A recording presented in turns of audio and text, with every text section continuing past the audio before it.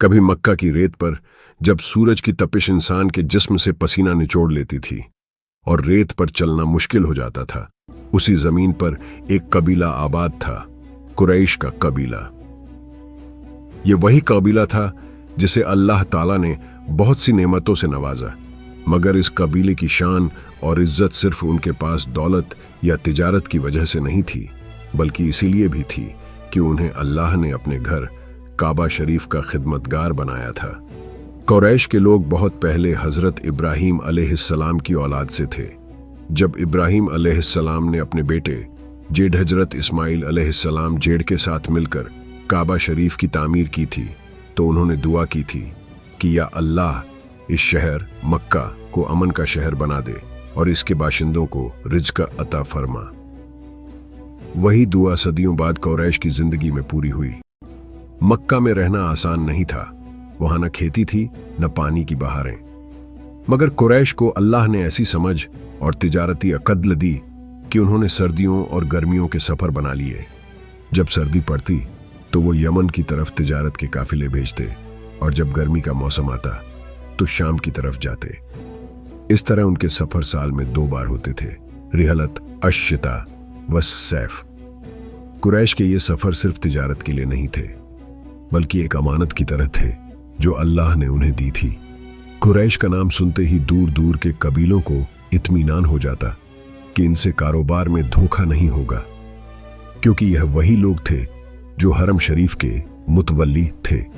मक्का की जमीन पर कोई भी कबीला हमला नहीं करता था, क्योंकि यह शहर अल्लाह के घर का शहर था और उसके खिदमतगारों पर हाथ उठाना मतलब खुदा से जंग लेना था। मगर वक्त के साथ कुरैश में तकब्बुर आने लगा। उन्होंने अपनी इज्जत और अमन को अल्लाह की नेमत समझने की बजाय अपनी ताकत समझ लिया। वो भूल गए कि उनका अमन, उनका खाना, उनकी दौलत सब कुछ उसी रब की तरफ से है जो काबा का मालिक है। अल्लाह ताला ने उन्हें याद दिलाने के लिए ये छोटी मगर बहुत गहरी सूरह नाजिल की, सूरह कुरैश। इस सूरह के जरिए अल्लाह ने कहा, कुरैश के इलाफ के लिए, यानी उनकी जान पहचान और एतबार के लिए, उनकी सर्दी और गर्मी के सफरों के एतबार के लिए, तो उन्हें चाहिए कि वो इस घर के रब की इबादत करें जिसने उन्हें भूख से बचाया और उन्हें खौफ से अमन दिया। कुरैश की जिंदगी इस कलाम से पूरी तरह बयान हो जाती है।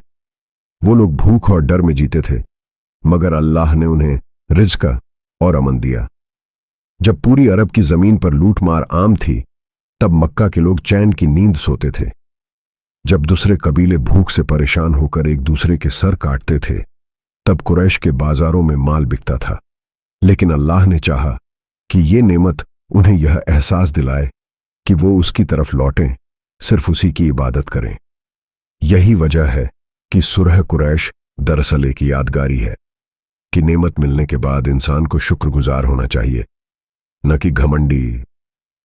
मक्का में उस वक्त बहुत से बुत थे, लात, मनात, उज्जा, हबल, और कुरैश के लोग खुद इन बुतों की पूजा करते थे, जबकि वो जानते थे कि उनकी हिफाजत सिर्फ काबा के रब ने की है, न कि इन पत्थरों ने।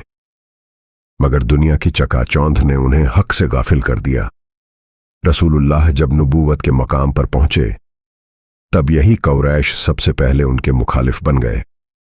ये वही लोग थे जिन्होंने आमुल फील में देखा था कि कैसे अल्लाह ने हाथियों वाली फौज को तितर बितर कर दिया था। अब्दुल मुत्तलिब, जो रसूलुल्लाह के दादा थे, उन्होंने उस वक्त काबा की हिफाजत अल्लाह पर छोड़ दी थी और अल्लाह ने वाकई अपने घर की हिफाजत की।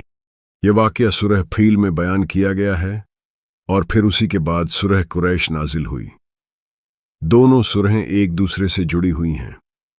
एक में बताया गया कि कैसे अल्लाह ने दुश्मनों को तबाह किया और दूसरी में याद दिलाया कि कुरैश को अब क्या करना चाहिए।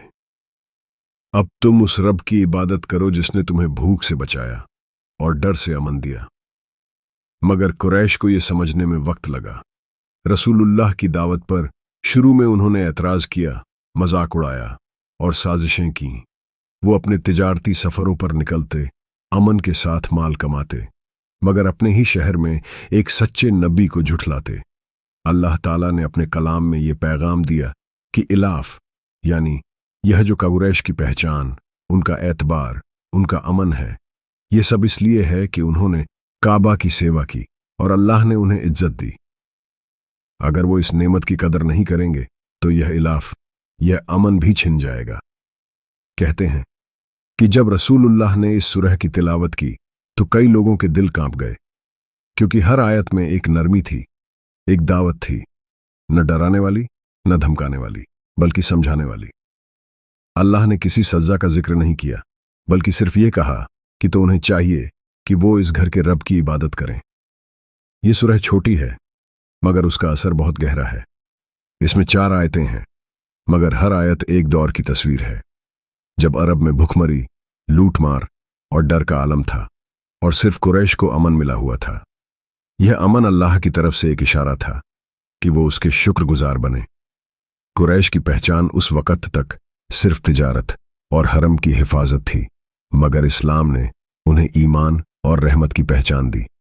रसूलुल्लाह ने जब मक्का फतह किया तो उन्होंने किसी से बदला नहीं लिया। यही असल में सूरह कुरैश का नूर था कि अमन की नेमत को इंसान अमन से ही जवाब दे। यह सूरह हमें यह भी सिखाती है कि जब अल्लाह किसी कौम को नेमत देता है तो वह नेमत सिर्फ इम्तिहान होती है। अगर इंसान शुक्र करे तो बढ़ जाती है, और अगर नफरमानी करे तो छिन जाती है। कुरैश ने जब इस्लाम को कबूल किया तब उन्हें असली इलाफ यानी अल्लाह का कुर्बत हासिल हुआ। उनकी तिजारत तो पहले भी थी, मगर अब उनके दिलों में रोशनी आई, और इस तरह सूरह कुरैश सिर्फ उस कबीले की नहीं, बल्कि हर दौर के मुसलमान के लिए एक पैगाम बन गई कि अगर अल्लाह ने हमें अमन, खाना, घर, जिंदगी की सुकून दी है तो हमें उसी की इबादत करनी चाहिए जिसने हमें भूख से बचाया और डर से अमन दिया।